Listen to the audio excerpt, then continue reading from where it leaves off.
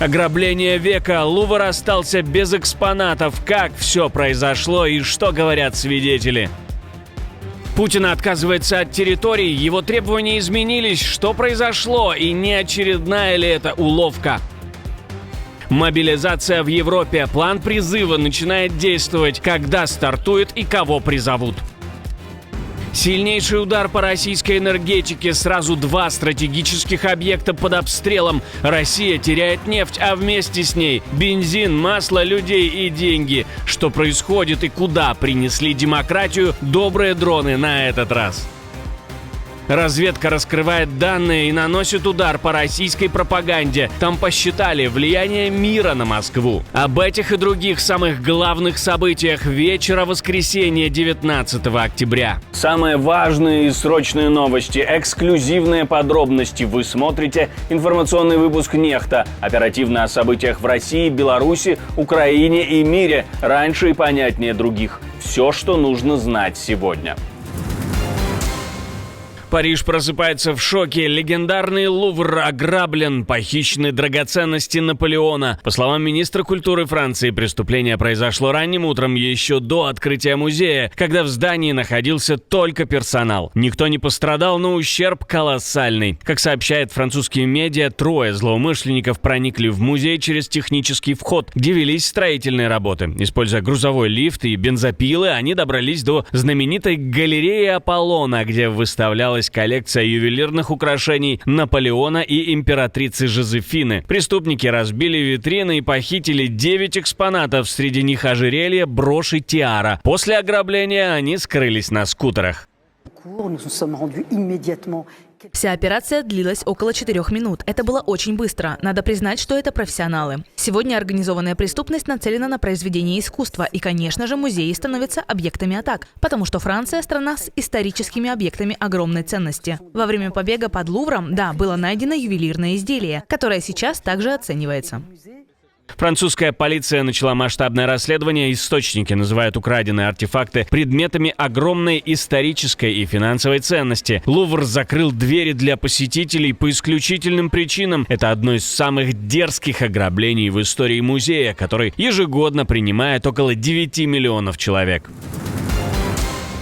Ночной шок для России, двойной удар по энергетическому сердцу. Украинские беспилотники атаковали сразу 2 стратегических объекта. Крупнейший в стране газоперерабатывающий завод в Оренбурге и нефтеперерабатывающий комплекс Роснефти в Новокуйбышевске. В Оренбурге после попадания дронов вспыхнул пожар в одном из цехов. Местные жители сообщали о 5-7 мощных взрывах и густом дыме над районом. В момент атаки Оренбургский аэропорт приостанавливал работу. Завод перерабатывает до 45 миллиардов кубометров газа в год и считается ключевым узлом российской газовой системы, связанным проектом с Казросгаз и Карачаганским месторождением. Именно здесь производится гелий и стратегическое топливо для промышленности. В то же время взрывы прогремели на Новокуйбышевском НПЗ, одном из крупнейших предприятий Поволжья. Видео из региона показало огромный столб дыма и вспышки в районе производственных установок. Завод выпускает реактивное топливо, масла и компоненты для ракетного горючего.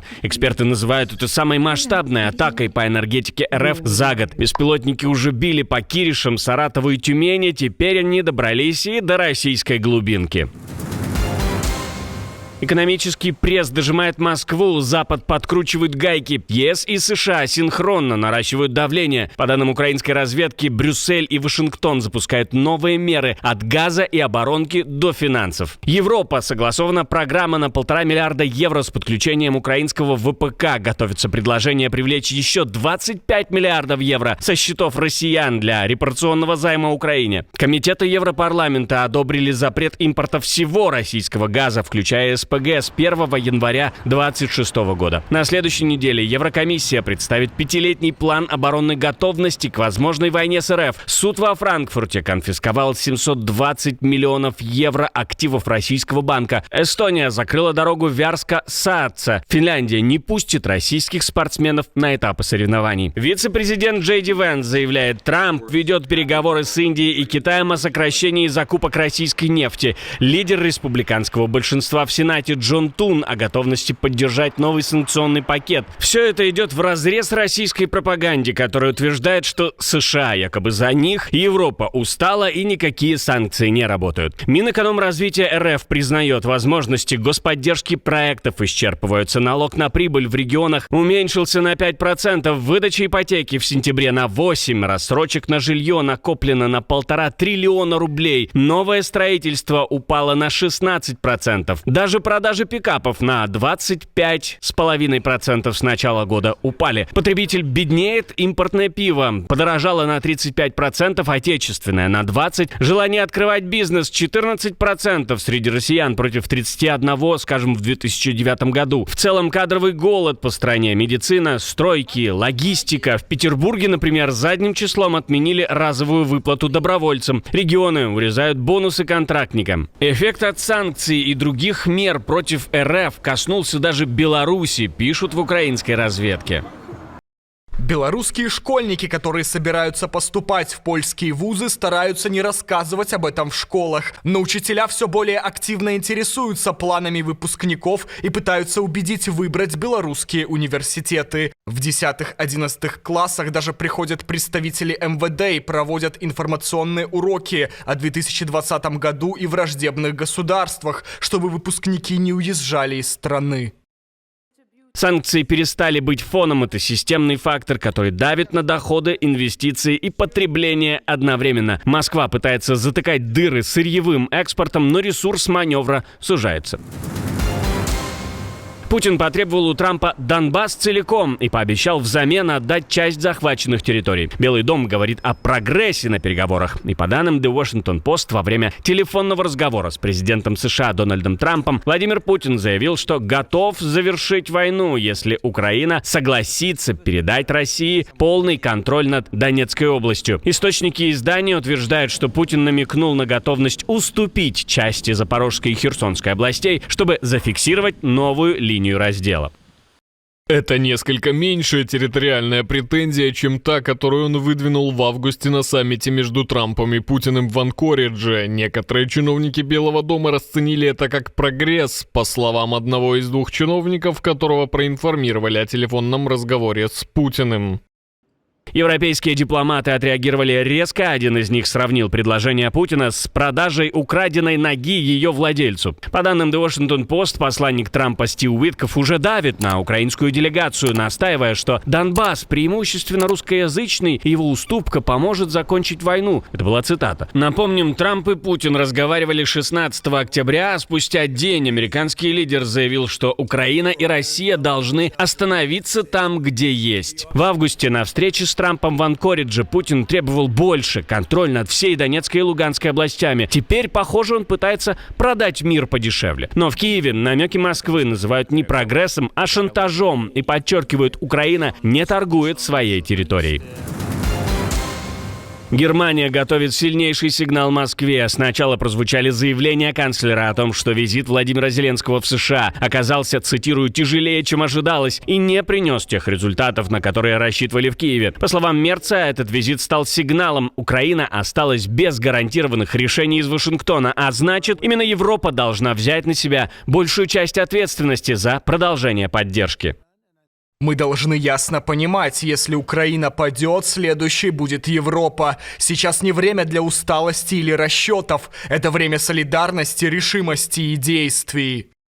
Ну а министр обороны решил напомнить о призыве в армию. Борис Писториус заявил, что возврат к призыву молодых мужчин станет четким, сдерживающим сигналом для России. Об этом он сказал в интервью Der Spiegel, отметив, что фиксация данных всех пригодных к службе граждан будет замечена в Москве. Если Германия снова призовет всех мужчин определенного возраста, это тоже станет фактором сдерживания.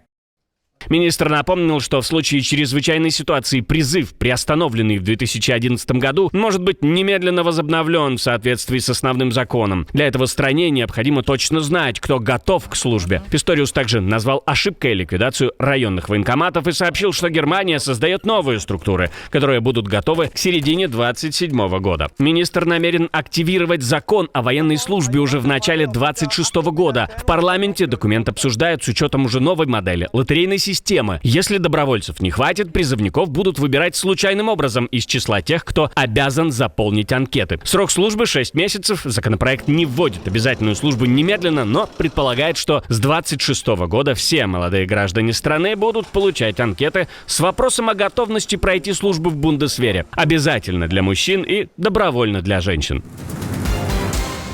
Массовое отравление. 43 человека в больнице, среди них 21 ребенок. Готовая еда из магазина в местной торговой сети снова стала причиной перегрузки больниц в Бурятии. По данным ШОТ, люди отравились шаурмой и онигири, произведенными компанией «Восток». Продукция не соответствовала санитарным нормам, цех уже закрыт. Возбуждено уголовное дело по признакам преступления, предусматривающего ответственность за производство в целях сбыта и сбыт товаров и продукции, не отвечающих требованиям безопасности, жизни и здоровья потребителей. По данным следствия, в Улан-Удэ через крупную торговую сеть гражданам были реализованы продукты питания, после употребления в пищу которых люди почувствовали недомогание.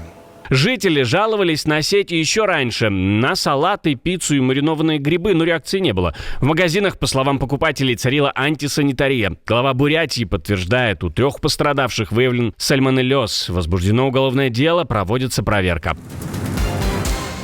Хамас готовит атаку, которая может сорвать перемирие в Газе. Вашингтон сообщил странам-гарантам мирного соглашения о наличии достоверных данных. Хамас планирует нападение на гражданских в Газе. И это станет грубым нарушением режима прекращения огня. Если Хамас осуществит эту атаку, будут предприняты меры для защиты населения Газа и сохранения целостности перемирия. В США подчеркнули, что гаранты требуют от Хамас соблюдения обязательств и предупредили, новое насилие подорвет весь достигнутый прогресс. Движение Хамас официально опровергло заявление Госдепартамента США. В опубликованном ответе группировка назвала обвинения ложными и в ответ обвинила Израиль. Факты на местах свидетельствуют об обратном. Оккупационные власти создали, вооружили и финансировали преступные группировки, которые осуществляют убийства, похищения, грабежи гуманитарных грузов и нападения на палестинских мирных жителей. Эти группировки открыто признались в своих преступлениях через СМИ и видеозаписи, тем самым подтвердив причастность оккупационных сил к распространению хаоса и подрыву безопасности.